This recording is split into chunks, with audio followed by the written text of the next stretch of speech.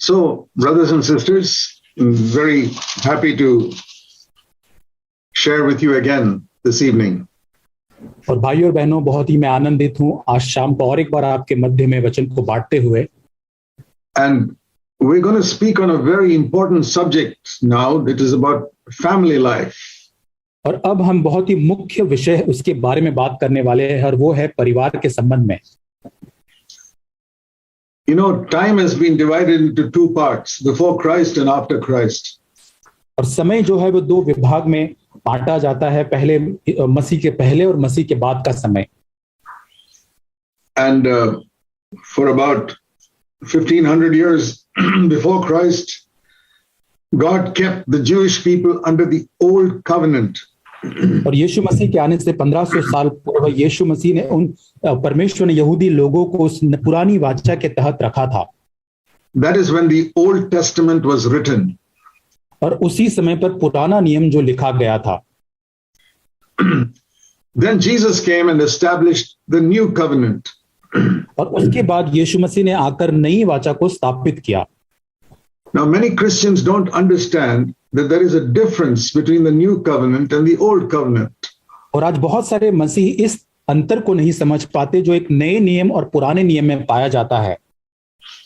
For example, in the old covenant, there is no promise that you can overcome sin.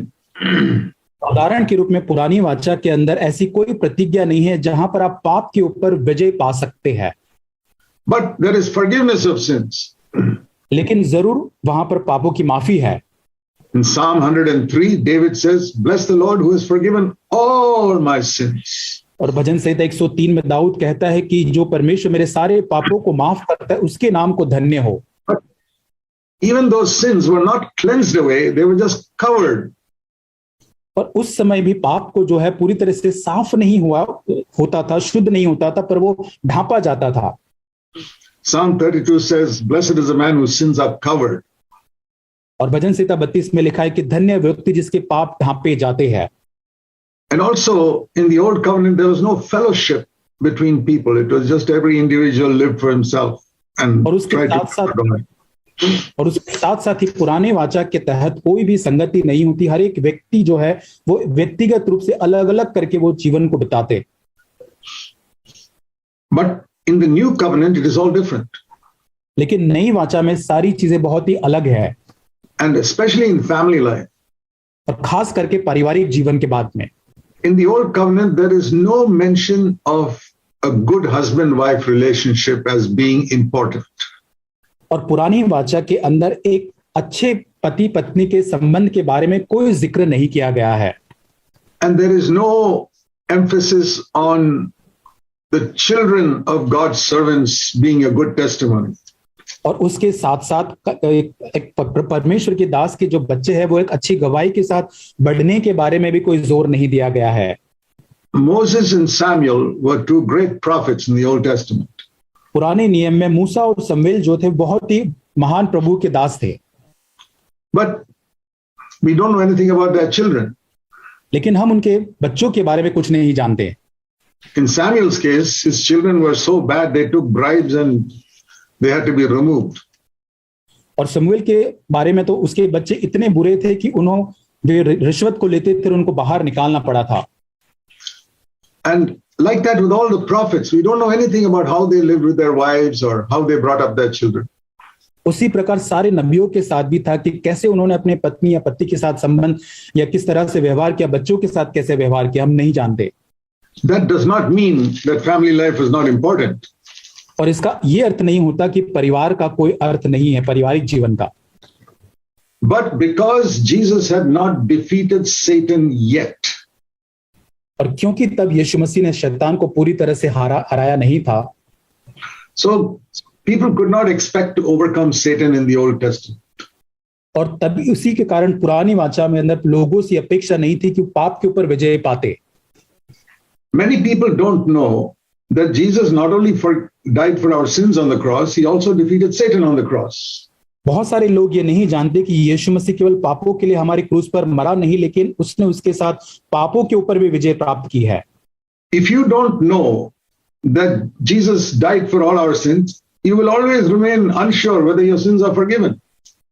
और यदि आप ये नहीं जानते कि आप निश्चित नहीं है कि यीशु मसीह आपके लिए उस क्रूस के ऊपर मारा गया, तो आप अनिश्चित रहेंगे आपकी माफी के संबंध में।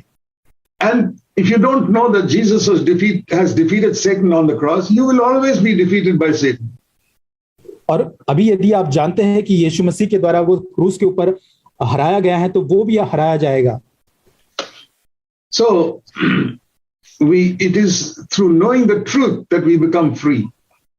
और सत्य को जानने के द्वारा ही हम आजाद होते हैं।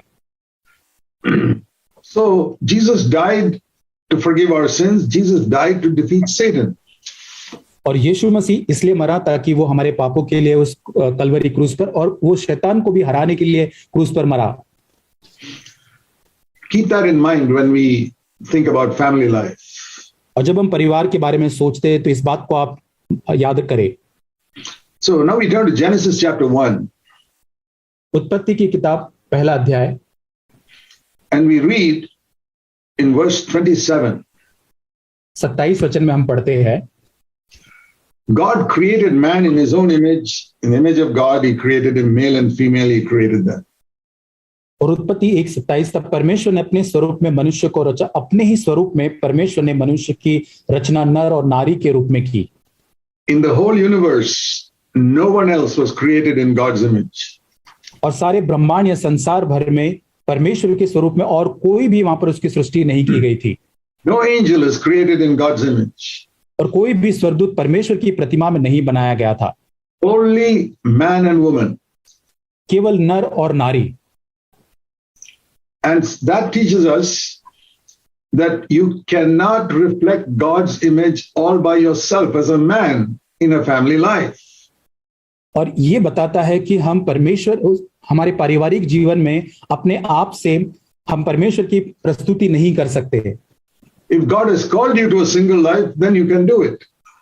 यदि आप एक व्यक्तिगत अकेले जीवन जीने के लिए बुलाए गए तो आप ऐसा करेंगे। Jesus was single and he reflected the image of God perfectly. और यीशु मसीह ने पूरी तरह से सिद्ध रूपी से परमेश्वर की प्रतिमा को प्रस्तुत किया। But God wants married couples today to reflect the image of God. लेकिन परमेश्वर चाहता है कि विवाहित दंपति जो है वो परमेश्वर की प्रतिमा को प्रस्तुत करे। So if a husband does not respect his wife, and the wife does not respect the husband, that will be impossible. और यदि एक घर के अंदर पति या पत्नी एक दूसरे का आदर नहीं करते हैं तो ऐसे परिवार में इस बात का होना असंभव होगा। So we must remember this, that it is male and female, like we read here, that were made in the image of God. और हमें इस बात को याद करना है, जैसे इस वचन में लिखा है कि नर और नारी एक साथ में परमेश्वर की प्रतिमा में बनाए गए। So for a new covenant family life, और नए नियम के पारिवारिक जीवन के बारे में, if the husband thinks he is the only important person in the house, और यदि पति ये सोचता है कि परिवार के अंदर वो ही एक मुख्य व्यक्ति है, it's like a man having half a body. और एक ऐसे व्यक्ति के समान है जिसका आधा ही शरीर है। One hand, एक ही हाथ है, one eye, one ear, एक आंख, एक कान, and right divided down the middle. और पूरी तरह से एक शरीर का जैसे कि आधा हिस्सा ही है। Every husband who thinks he is the only important person is like that. और हर एक जो पति जो इस प्रकार अपने बारे में सोचता है वो इस प्रकार से एक विभाजित शरीर के समान है। And every wife who despises her husband and thinks she alone is important is also like that.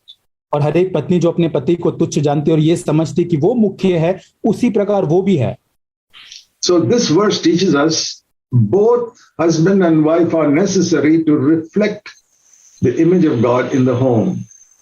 और ये वचन हमको ये सिखाता है कि पति और पत्नी दोनों का होना बहुत जरूरी है, जिससे कि वो साथ मिलकर परमेश्वर की प्रतिमा को प्रस्तुत कर सके परिवार में। And next thing we read in Genesis 1:28 is God blessed them.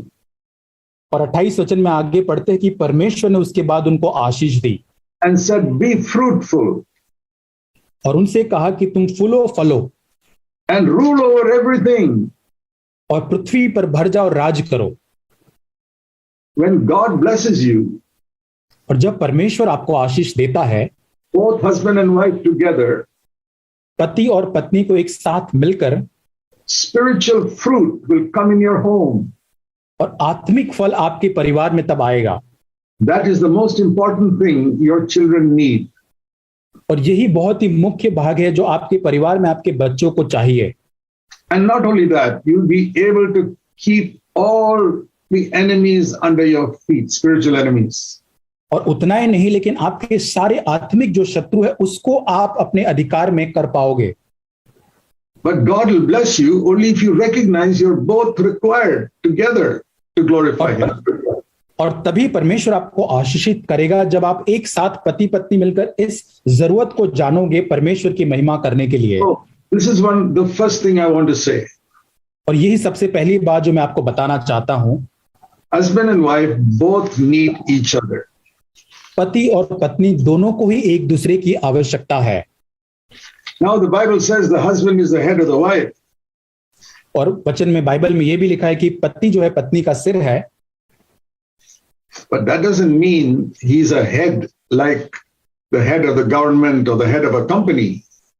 और इसका मतलब ये नहीं कि वो ऐसा सिर है या ऐसा मुखिया है जैसे कि एक सरकार का मुखिया होता है या कोई कंपनी का मुखिया होता है। No, it's like the head of a body. लेकिन एक शरीर का जैसे एक सिर होता है उस प्रकार वो है।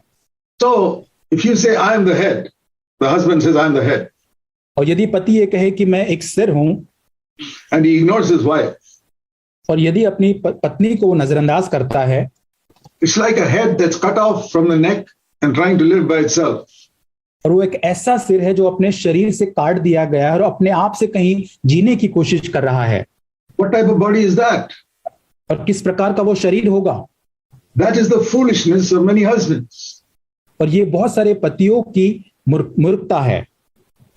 So the relationship between husband and wife must be exactly like our head to the body. और पति और पत्नी के बीच का संबंध इसी प्रकार होना चाहिए जैसे कि हमारे सिर और शरीर के बीच में एक संबंध होता है। The head needs the body and the body needs the head. और जैसे एक सिर को शरीर की जरूरत है और शरीर को एक सिर की जरूरत है। And the head is very sensitive to anything that harms the body.